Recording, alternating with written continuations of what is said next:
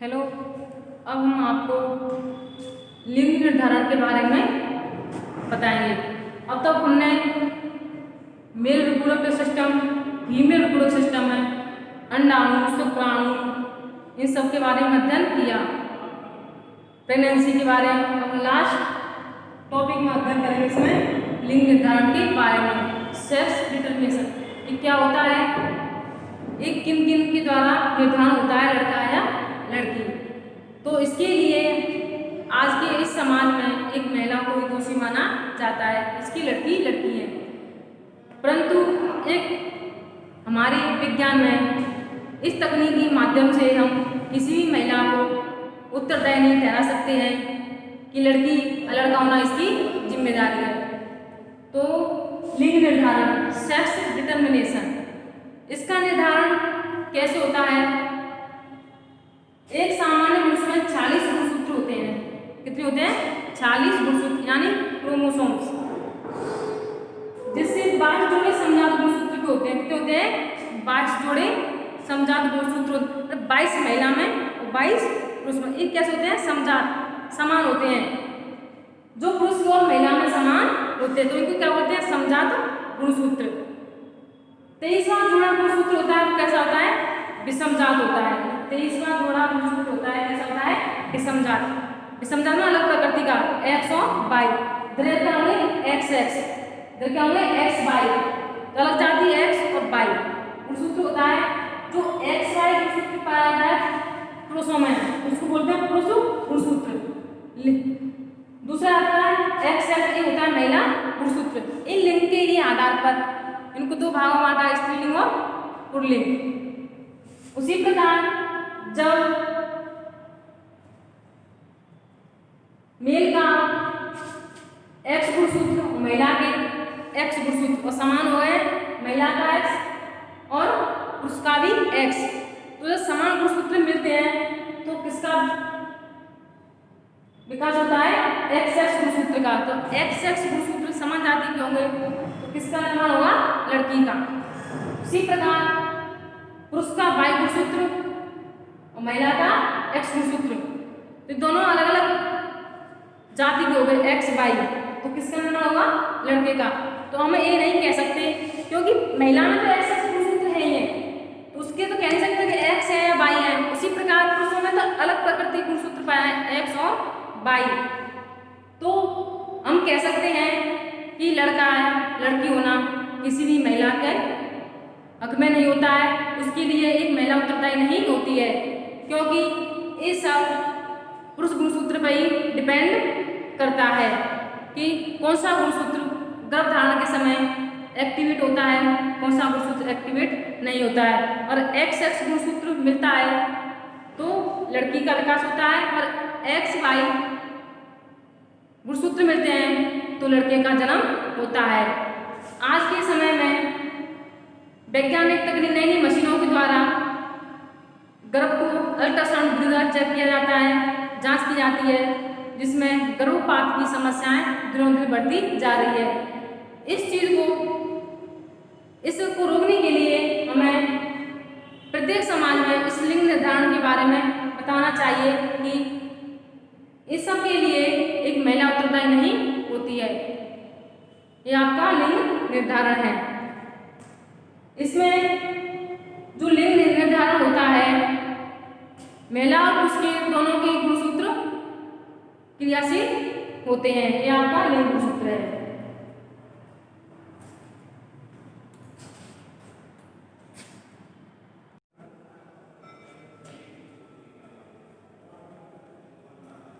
Hello student, मैं मीनू कुमारी प्रजापति। आज हम आपको गृह विज्ञान विषय में, जो आपका पिछले अध्याय में भी चल रहा था, मेल रिप्रोडक्टिव सिस्टम, उसके कुछ आगे वाले भागों के बारे में आपको बताएंगे।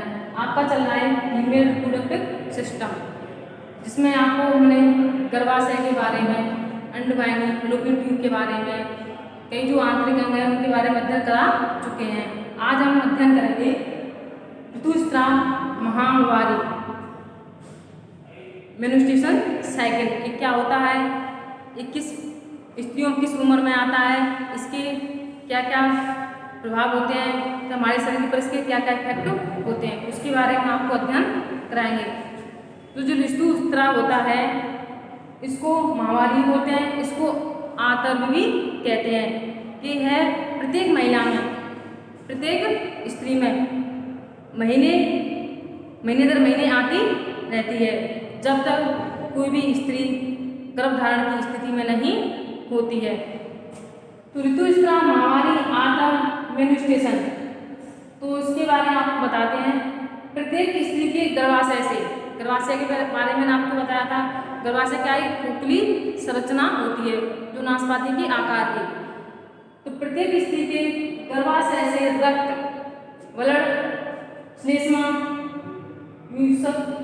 अनिषेचित अंडाणु, यहाँ पर निषेचित नहीं बोलेगा, अनिषेचित अंडाणु, अनफर्टिलाइज्ड अंडाणु, और अंडाणु निषेचित हो जाएगा, फर्टिलाइज हो जाएगा, तो वो किस स्थिति में जाएगी स्त्री, गर्भ की स्थिति में। तो यहाँ पर अनिषेचित अंडाणु, श्वेत रक्त कणिकाएं WBC इत्यादि का स्त्राव, स्त्राव मतलब निकलना, रक्त का योनि से बाहर निकलना 4-5 दिनों तक होता रहता है, यह आपकी ऋतुस्राव की परिभाषा है। तो श्वेत रक्त कणिकाएं WBC,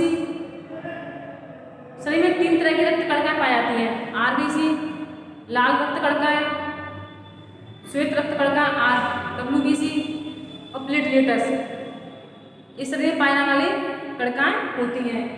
तो जो ये हमेशा स्त्राव 4 से 5 दिनों तक होता है, और इससे ज़्यादा दिन की अवधि तक होता है, तो कोई बीमारी के संकेत हो सकते हैं।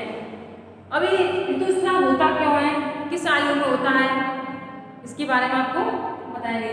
यह 12 से 14 वर्ष की आयु में शुरू होता है, जो वयसंधि काल होता है, ओवरलैपिंग पीरियड होता है लड़कियों का, उसी आयु में ये शुरू होते हैं, तथा 48 से 50 वर्ष की आयु तक होता है। इसकी जो ऋतुस्राव प्रारंभ होता है 14 से 16 साल की आयु से प्रारंभ होता है, फिर 48-50 की आयु तक होते होते यह समाप्त हो जाता है। तो ऋतुस्राव होने की प्रक्रिया ऊर्ध्वधर्म कहते हैं, तथा ऋतुस्राव जब अवधि खत्म होती है इसको ऋतुनिवृत्ति कहते हैं।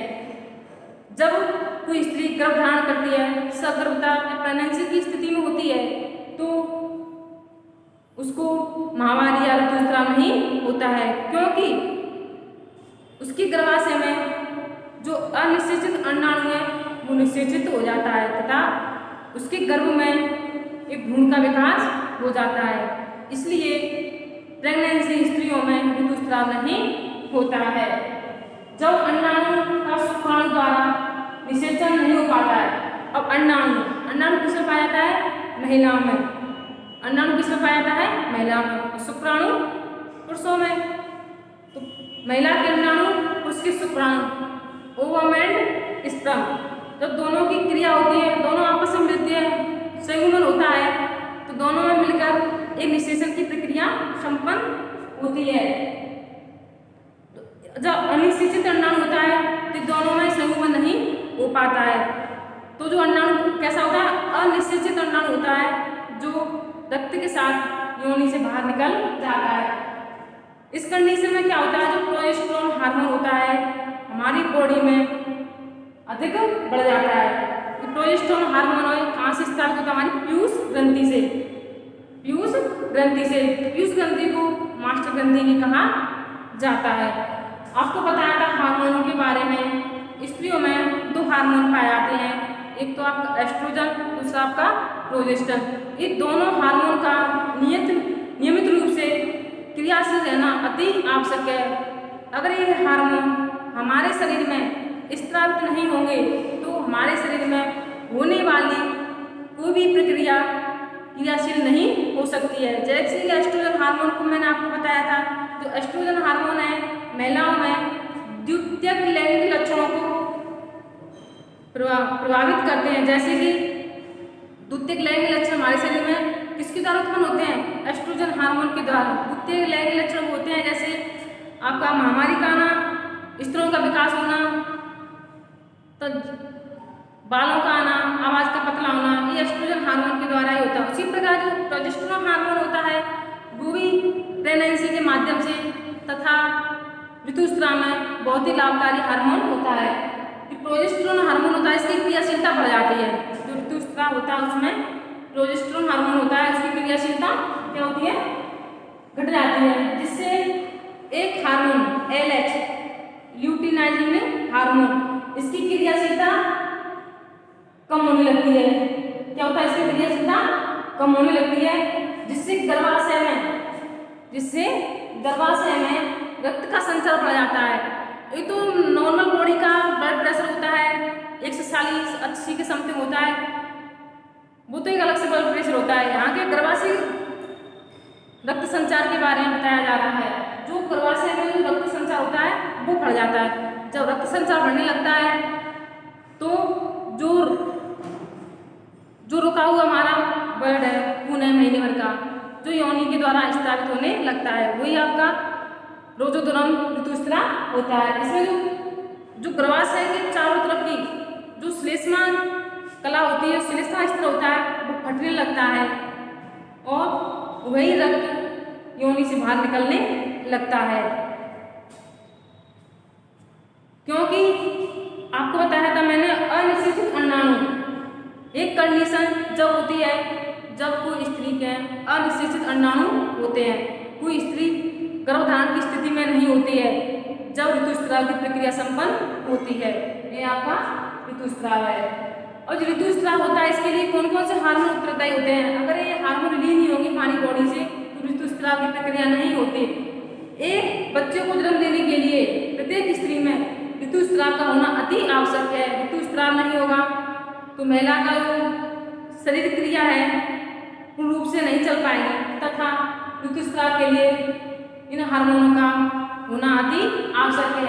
पहला हार्मोन आपका LH ल्यूटिनाइजिंग हार्मोन, ये क्या करता है हमारे शरीर में, इसकी क्रियाशीलता को कम करता है।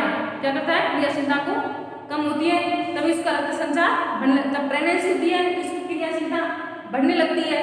उसी प्रकार FSH hormone follicle stimulating hormone, ये क्या करता है, हमारे अंडाणु में पुटका की प्रक्रिया को संपन्न करता है। इसमें ग्रेफियन पुटका होती हैं। क्या होती है, ग्रेफियन पुटका, जो जनन उपकला और कोशिका मिलकर एक स्ट्रोमा का निर्माण करती है। FSH के माध्यम से ही संपन्न हो पाता है। उसी प्रकार एस्ट्रोजन हार्मोन, ये भी ऋतुस्राव के लिए उत्तरदायी होता है। नेक्स्ट है आपका प्रोजेस्टेरोन हार्मोन। प्रोजेस्टेरोन हार्मोन जब स्त्री गर्भ से होती है तो उसको पोषण प्रदान करता है। जब ऋतुस्राव होता है तो उसकी क्रियाशीलता कम होने लगती है। ऋतुस्राव के लिए 2 चक्रों का होना अति आवश्यक है। इसमें 2 चक्र होते हैं, उसके द्वारा यह प्रक्रिया संपन्न होती है। प्रोलिफेरेटिव चरण, ये प्राथमिक चरण होता है। कौन सा चरण होता है, प्राथमिक। इसमें एक्स्ट्रा चरण, इसको पुटका चरण भी कहते हैं, क्योंकि इसमें पुटकाओं का निर्माण होता है, ग्रेफियन पुटकाओं का निर्माण होता है। इसके माध्यम से FSH हार्मोन के माध्यम से। उसी प्रकार कालचक्र चरण ओव्यूलेशन, जो अंडोत्सर्ग की क्रिया होती है, जब अंडाणु से अंडा निकलता है उस प्रक्रिया को ओव्यूलेशन की प्रक्रिया कहते हैं। ओव्यूलेशन कब होता है, जैसे कि किसी स्त्री में महामारी का टाइम हुआ 1 या 2 तारीख, तो उसके 14वें दिन 16वें दिन अंडोत्सर्ग की प्रक्रिया संपन्न होती है। अगर उसी समय अंडाणु का शुक्राणु से मिलन होता है तो वह स्त्री उस समय में गर्भधारण की स्थिति में होती है, जिससे उस समय उसका गर्भधारण होने की संभावना अधिक होती है। कि शुक्राणु से एक से अधिक संख्या में उत्पन्न होते हैं। अंडाणु का जीवन काल 8 या 10 दिनों तक ही होता है। उन्हीं 14 से 20वें दिन तक एक महिला अंडोत्सर्ग की क्रिया के द्वारा प्रेगनेंसी संभव होती है। जो कालचक्र है इसमें ओव्यूलेशन होता है, गर्भधारण की स्थिति होती है और सगर्भता की स्थिति होती है। तो ये आपका ऋतुस्राव के बारे में आपको अध्ययन कराया है। नेक्स्ट इसके लिंग निर्धारण के बारे में आपको बताएंगे।